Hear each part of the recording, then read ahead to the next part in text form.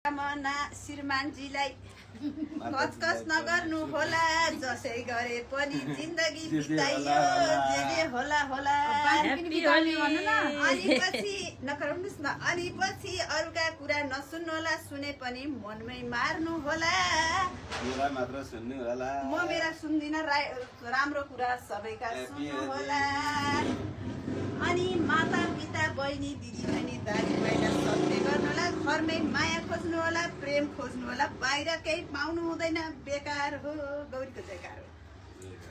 आमा बाउ ठुला हुन्, दिदी बहिनी दाजु भाइ मित्र जस्तै मलाई पनि सोच्नु होला। हेप्ने कोसिस गर्नुभयो भने कहिल्यै पाउनु हुने छैन।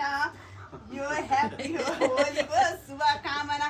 आमालाई जस्तै इज्जत गर्न सिक्नु होला। मागोरी शान्ति हो। आमालाई माया, पत्नीलाई घृणा गर्ने कोसिस चाहिँ नगर्नु होला। हेर्नुहोस्, ल भयो। अब मलाई चिटिङ गरेको मन पर्दैन, त कहिल्यै गर्दै नगर्नु होला। सत्य भए मात्रै मन मिल्नेछ, असत्य भए अब मेरो मन कसैसँग मिल्ने छैन। गौरी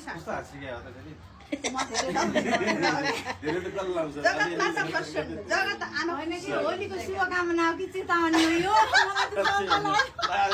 आजसम्म हजुर र पितासँग फोटो लछार पछार गर्दै 19 वर्ष बिताइयो। कहिले रोइयो, कहिले हाँसियो, रोआए पनि हँसाए पनि। अब रोउने काम गर्दै नगर्नु, सधैँ हँसाउने काम गर्नु।